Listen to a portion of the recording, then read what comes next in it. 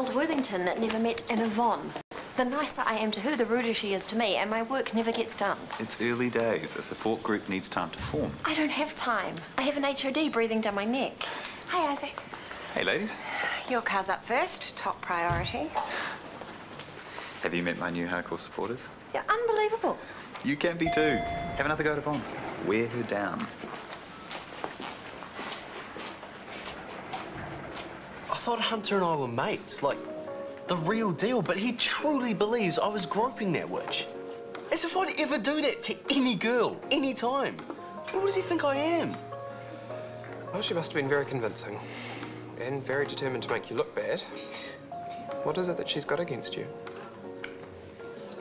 Well, it all started with the rent. I was kind of overcharging her and Hunter, but we sorted it. Well, Penny did. She stole my guitar, sold it, and then split the money. Seriously? That's Hunter now. He doesn't look happy. You after me? Who else? Look, I know that you are mad, but you have to listen to me. I want you to move out by the end of the week. No way, dude. Can't you see what Penny is doing? She didn't want you to go. She offered to move out instead. Yeah, because she knew you'd say no. Think about it, dude. She wanted to kick me out last week. Why would she change her mind? Because she didn't want to wreck my friendship with you. Like there's anything left to wreck after this. You know, for a smart guy, you're being really thick. This is all part of her plan. What plan? I don't know, but for some reason, she set me up today. She jumped me just so you would walk in and see it. Look, dude, I'm telling the truth. Just like you told the truth about the rent, eh? You don't believe me. I'll stay at the IV tonight and I'll move my stuff out in the morning. Just let me know when so Penny doesn't have to be there. Get out of the car now! I can't open the door. I must have blocked it trying to get the handbrake off. Oh, stupid cop. Everything's stuck. What's going on? The door's locked. He can't get out. What's he doing in there in the first place? I don't know. You're meant to be in charge. Stop that. Don't panic. There'll be an obvious button somewhere. Come on, people. I'm sorry. We're having some trouble opening the car door. There's someone in there. Get him to move it to the side while you sort it out. You can't. The handbrake's locked on too. Look, Scotty, why don't you go into work?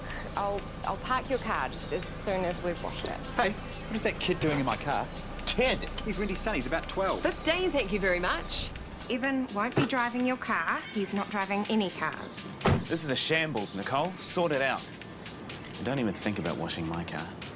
Get out of there now. We can't till you tell him how. The door's locked. It's the black button above the triangle. I'm sorry. I was called away. I think Evan was just trying to help. Yeah, I was going to move his car back and get the next one. Move it back.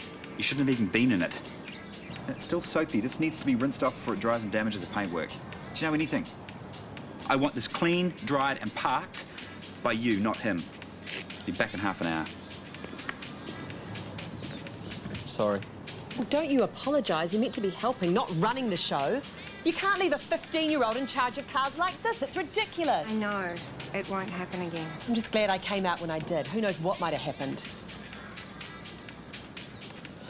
Why don't we host this one off and pack it in? There have to be easier ways to make money. No. This is my first social club fundraiser. There are people who'd love to see me fail, but I won't. I just won't.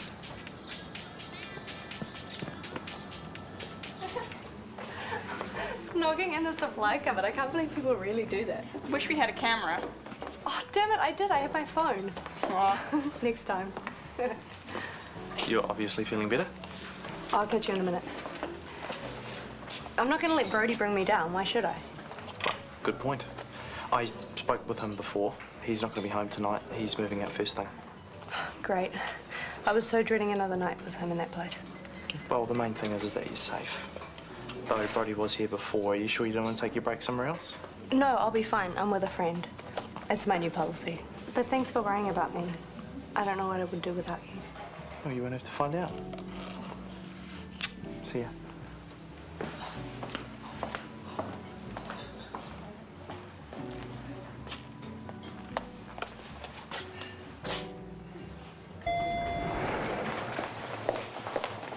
Yvonne, I don't suppose you've managed... All done. And I went a bit further than you asked and did the comparison with last year's figures and summarised the changes. And for each year, I have listed all the cases that could have been done privately and what the costs would have been. I hope that's okay. It's more than okay. It's fantastic. Thank you. No, you're welcome, and sorry for the delay. And before you ask, yes, your file I'm getting to next. As soon as you can, Yvonne. 1 minute she's brushing you off, the next she's going the extra mile. How much are you paying?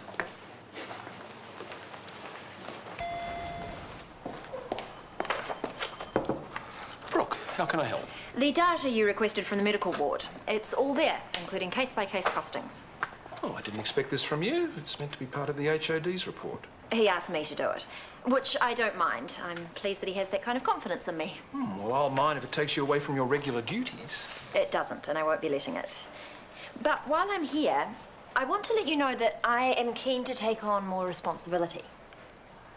Well, that probably won't be possible until you have a few more qualifications under your belt. I'm making a move on that, but with the changeover, I thought there might be opportunities for advancement. There may well be. Suddenly, I feel a great need to secure my future. I'm sure you can figure out why. I've already been head of the PCC, and I'm gaining further administrative experience on medical, and I'd be willing to work hard, go the extra mile. Oh, I don't doubt that. But there is more to taking on a position of responsibility, the people side of things. I feel ready for a leadership role now.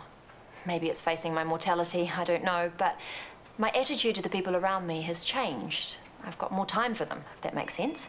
It does. And if anything suitable comes up, I will certainly bear you in mind. Thank you. Now, before I go, there's one more thing. Gerald. Yes, what about him? He's worried sick about his job after he stuffed up the other day. Took his break when he shouldn't have. Yeah, well, he should be worried. I expect more of a personal assistant.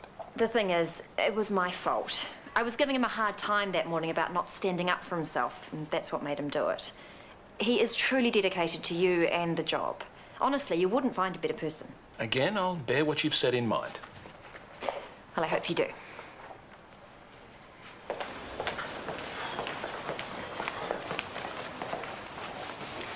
What are you doing here? Nothing. Thinking. About Penny and Brody? He told you. Not the real story, I bet. Not how he jumped my girlfriend and how she had to fight him off. In the bar in broad daylight? Why would he do that? Right, so you're on his side. You think Penny set him up, that she's out to get him. Come on, that's ridiculous. I don't know what happened, but I know that Brody's gutted. So was Penny. Was. But isn't anymore. She's doing her best to get over it. What's wrong with that? Well, nothing. I just find it hard to see Brody as the sort of person who would physically assault a woman.